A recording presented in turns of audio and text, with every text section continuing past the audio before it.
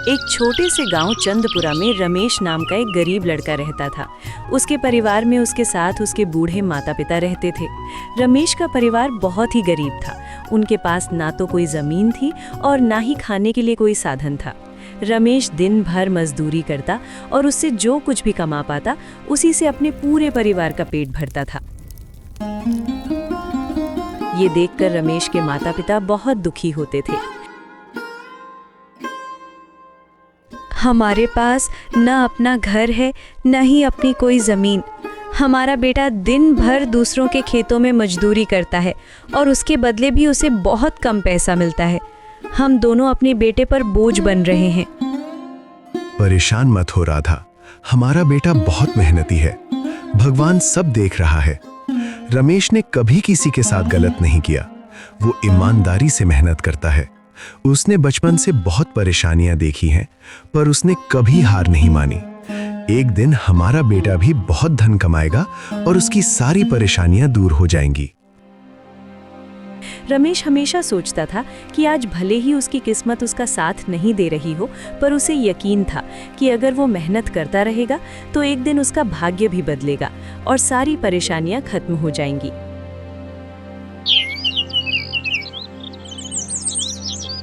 एक दिन रमेश श्यामलाल जमींदार के खेत पर काम कर रहा था। श्यामलाल पास के एक पेड़ के नीचे बैठा था। रमेश अपने काम में लगा हुआ था। तभी उसने देखा कि श्यामलाल बहुत ही उदास है और गहरी चिंता में डूबा हुआ है। श्यामलाल को उदास देखकर रमेश तुरंत उसके पास गया और बोला, क्या हुआ मालिक, आप बहुत उदास लग रहे हैं। मुझे ऐसा लग रहा है जैसे आप किसी गहरी चिंता में हैं। कुछ हुआ है? मुझे बताइए, क्या पता मैं आपकी कोई सहायता कर सकूं। रमेश की बात सुनकर श्यामलाल को गुस्सा आया और गुस्से में बोला, तू मेरी क्या सहायता करेगा? तू खुद अपनी सहायता कर सकता है क्या? अगर तू किसी की सहायता करने के काबिल होता तो क्या तुझे 2 वक्त के खाने के लिए आज मेरी जमीन पर काम करना पड़ता? चल यहाँ से जा, अपना काम कर और मुझे परेशान मत कर। सेठ जी, ऐसा नहीं है। ये सब वक्त की बात है। सब किस्मत का खेल है और इंसान को अपनी मेहनत पर विश्वास रखना चाहिए। आज भले ही किस्मत मेरे पक्ष में ना हो, लेकिन अगर मैं ईमानदारी और लगन से मेहनत करता रहूंगा तो किस्मत भी एक दिन मेरी तरफ झुक जाएगी। मेहनत और धैर्य से तकदीर के दरवाजे खुलने में देर हो सकती है, लेकिन मेहनत कभी बेकार नहीं जाती। रमेश की बात सुनकर श्यामलाल बहुत प्रसन्न हुआ। अरे रमेश, तेरे विचार तो बहुत अच्छे हैं। तेरी बातें सुनकर मन को सुकून मिला। इतनी परेशानियों में भी तो अपनी जिंदगी खुश होकर जी रहा है। रमेश ने जवाब दिया, सेठ जी, ये सब मेरे पिता की सीख है। जब भी मैं किसी चीज के लिए अपने पिता से जिद करता था, वो हमेशा मुझे यही समझाते थे, बेटा, हमारे पास इतना धन नहीं कि मैं तेरी हर इच्छा पूरी कर सकूं, लेकिन एक बात हमेशा याद रखना, जिंदगी भी मौसम की तरह होती है। कभी ये धूप की तरह खुशियों से भरी होती है, कभी ठंड की तरह कठिनाइयां लाती है और कभी बारिश की तरह परेशानियां आती हैं।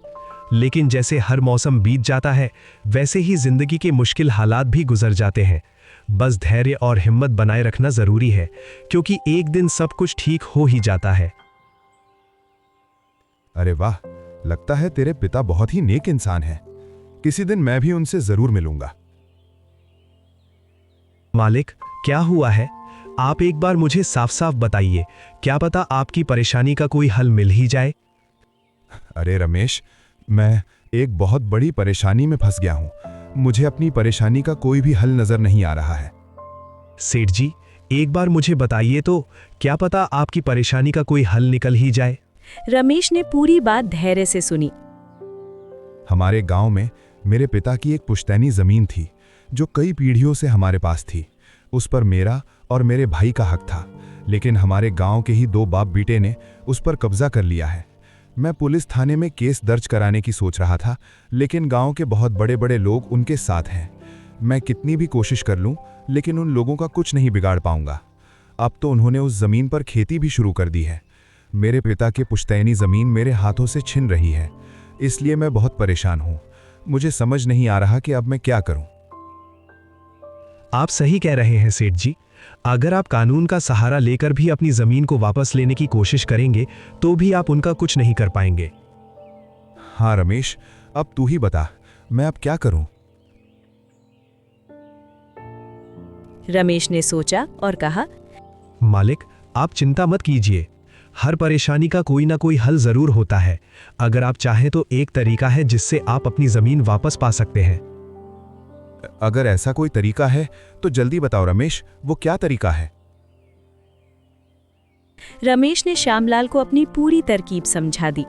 तरकीब सुनकर श्यामलाल बोला, अरे वाह रमेश, तू तो बहुत समझदार है। तूने तो बहुत अच्छी तरकीब बताई है। ऐसे तो मेरी जमीन मुझे जरूर मिल जाएगी।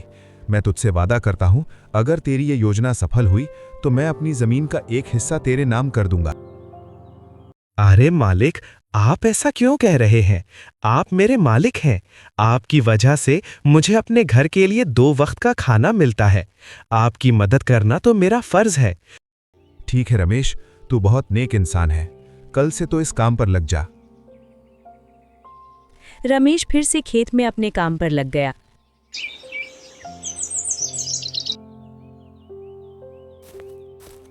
अगले दिन रमेश किशोर और मनोज के पास पहुंचा, जिन्होंने श्यामलाल की जमीन पर कब्जा कर लिया था।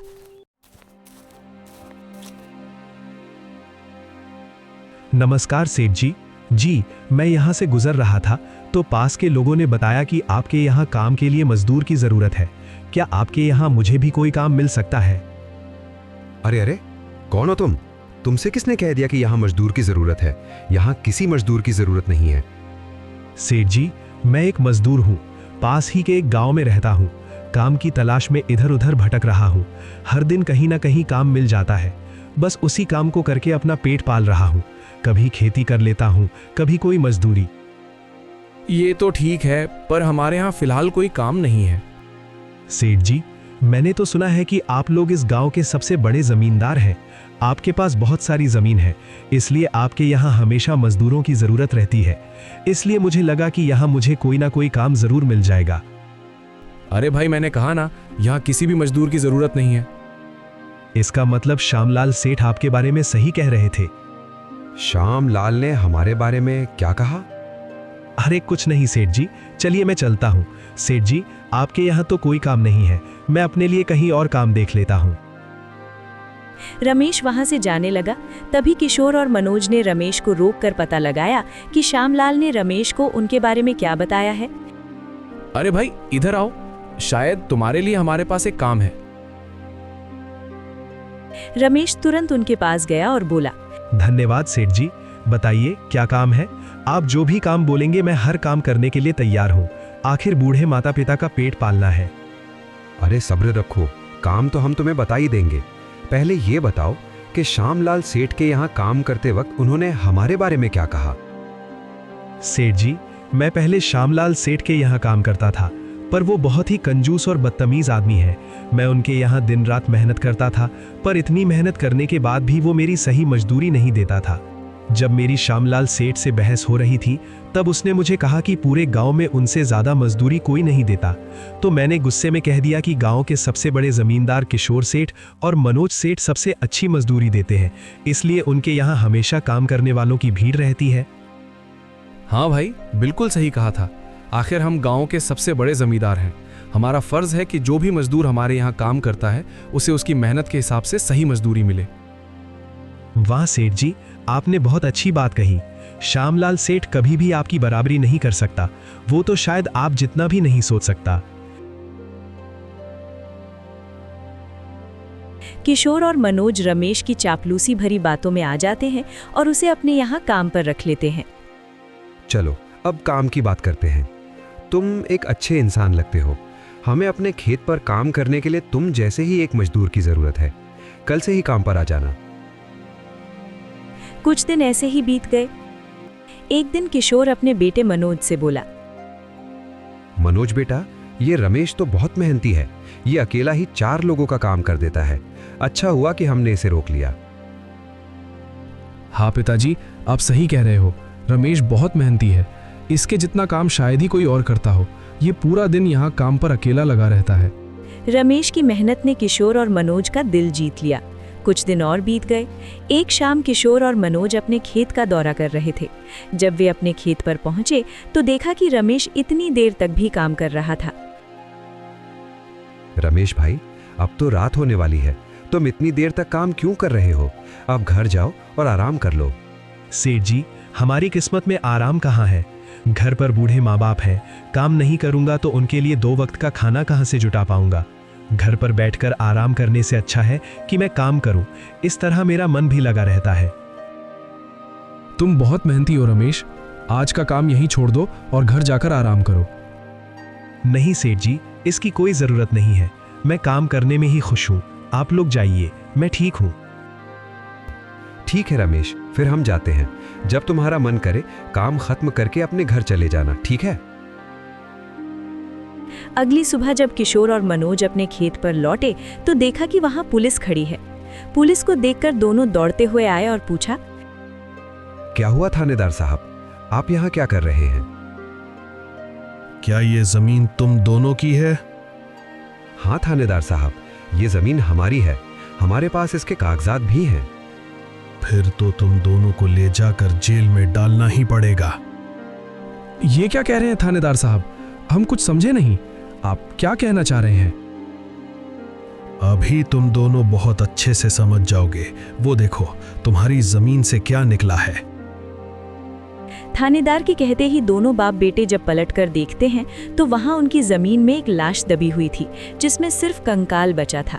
ये देखकर दोनों बाप बेटे डर गए। थानेदार साहब, ये किसकी लाश है और ये हमारे खेत में कहां से आ गई? अब बहाने मत बनाओ, पहले लोगों को मारो, फिर उन्हें अपनी जमीन में गाड़ दो, और अब कह रहे हो ये क्या है? नहीं थानेदार साहब, हमें नहीं पता कि ये सब क्या है। ये लाश यहाँ कैसे आई, हमें कुछ नहीं पता। अब झूठ मत बोलो, अगर फांसी नहीं हुई तो कम से कम तुम दोनों को उम्र कैद की सजा तो जरूर मिलेगी। फांसी और उम्र कैद की बात सुनकर दोनों बाप बेटे डर गए और थानेदार के सामने गिड़गिड़ाने लगे। थानेदार साहब, हम इस लाश के बारे में कुछ नहीं जानते, हमें नहीं पता ये लाश किसकी है और इसे यहाँ कौन गाड़ कर चला गया। इस मामले से बचने के लिए दोनों ने कुछ तरकीब सोचनी शुरू की। तभी रमेश वहां आ जाता है। अरे सेठ जी, ये पुलिस यहाँ क्यों आई है? देखो, पता नहीं कहां से हमारी जमीन में ये कंकाल आ गया है। मालिक, ये कंकाल यहाँ कहां से आ गया? हाँ रमेश, पता नहीं, थानेदार साहब को लगता है कि इसे हमने यहाँ मार कर गाड़ दिया है। अब तू ही कोई उपाय सोच जिससे हम इस परेशानी से बच सके।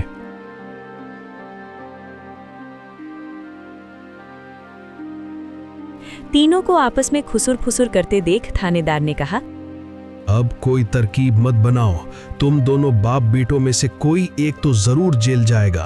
अब तुम ही तय करो, जेल कौन जाएगा? थानेदार साहब, थोड़ा सा समय दीजिए, हम तय कर लेते हैं कि जेल कौन जाएगा। मैं बस 5 मिनट देता हूं, जल्दी से फैसला करो, कौन जाएगा जेल? रमेश, किशोर और मनोज थोड़ी दूर जाकर बात करने लगे।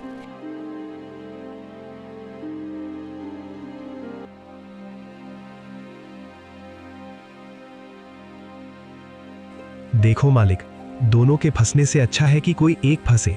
अब सोचिए कौन जाएगा। हम दोनों में से कोई भी जेल नहीं जाना चाहता। रमेश भाई, कोई उपाय सोचो जिससे हम दोनों इस मुसीबत से बच सके। मालिक, एक बात कहूं, इस कंकाल को देखकर ऐसा लगता है कि इसे काफी महीने पहले जमीन में दबाया गया होगा। किशोर फांसी की बात सुनकर पहले ही डर गया था और रमेश की बात सुनते ही उसने फटाफट पूरी कहानी सोहन को बता दी। देखो रमेश भाई, सच कहूं तो ये जमीन हमने कुछ महीने पहले ही श्यामलाल से हड़प ली थी। किशोर की बात सुनकर रमेश ऐसा दिखाने लगा जैसे उसे कुछ पता ही ना हो। क्या कहा मालिक? आपने ये जमीन हड़पी थी? मुझे कुछ समझ नहीं आ रहा, जरा साफ साफ बताइए। किशोर ने जमीन हड़पने की पूरी कहानी रमेश को बता दी। पूरी कहानी सुनने के बाद रमेश ने कहा, मालिक, मेरे पास एक तरकीब है जिससे सांप भी मर जाएगा और लाठी भी नहीं टूटेगी। जल्दी बताओ रमेश भाई, क्या तरकीब है? तरकीब बताने से पहले मुझे ये बताइए कि आप लोगों के लिए क्या ज्यादा जरूरी है, ये जमीन या आप दोनों की जान? रमेश, इसमें पूछने वाली कौन सी बात है? हमारे लिए जमीन से ज्यादा हमारी जान प्यारी है। तो एक काम कीजिए मालिक, आप सबसे पहले जाकर थानेदार को बताइए कि ये जमीन सेठ श्यामलाल की है। आप उनसे बोलिए कि हमने तो बस कुछ महीने पहले ही ये जमीन बस काम करने के लिए उनसे ली थी, बाकी का काम मैं संभाल लूंगा। अरे रमेश, लेकिन इससे तो हमारी जमीन हमसे छिन जाएगी, फिर क्या होगा? नहीं मालिक, शायद आप मेरी तरकीब समझ नहीं पाए। जब आप थानेदार को बताएंगे कि ये जमीन सेठ श्यामलाल की है, तो पुलिस किसे गिरफ्तार करेगी? सेठ श्यामलाल को। और जब श्यामलाल जेल चला जाएगा, तब आप लोग फिर से जमीन पर कब्जा कर सकते हैं। इससे आप लोग भी जेल जाने से बच जाओगे और जमीन भी आपके पास रहेगी। रमेश की तरकीब सुनकर दोनों बाप बेटे दंग रह वाह गए। रमेश भाई, तुम तो बहुत होशियार हो। आज तक तुमने हमें अपने काम से खुश किया था, अब तुम्हारी बुद्धि हमारी जान भी बचाएगी।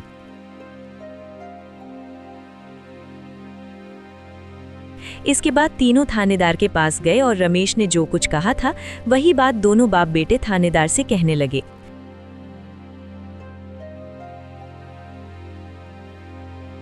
थानेदार साहब, ये जमीन हमारी नहीं है।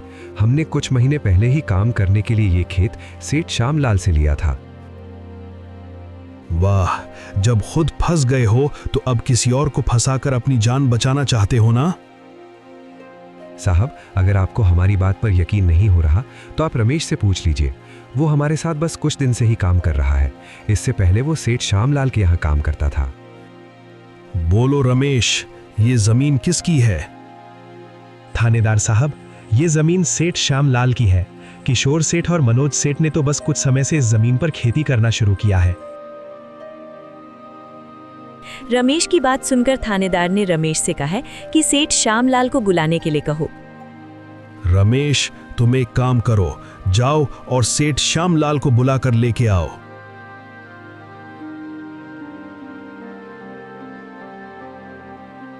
रमेश तुरंत जाकर सेठ श्यामलाल को बुला लाता है, परंतु लालाराम अपने साथ गांव के सरपंच को भी ले आता है।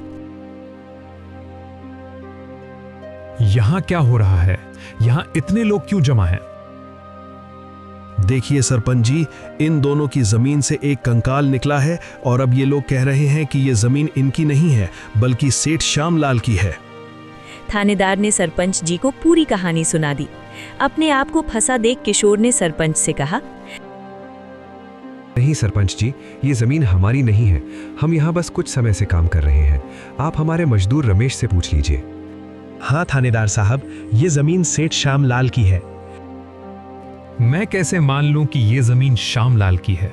हमारे यहाँ के थानेदार तो कह रहे थे कि इस जमीन पर कोई केस चल रहा है और इस जमीन पर तुम्हारा कब्जा था, और अब तुम कह रहे हो कि ये जमीन श्यामलाल की है? नहीं साहब, हमने श्यामलाल के साथ धोखा किया था। हम बस इस जमीन को हड़पना चाह रहे थे, लेकिन अब हमें ये जमीन नहीं चाहिए। अगर आप चाहें तो हम केस भी वापस ले लेंगे। थानेदार साहब, आप जाइए, बाकी का काम अब हम संभाल लेंगे।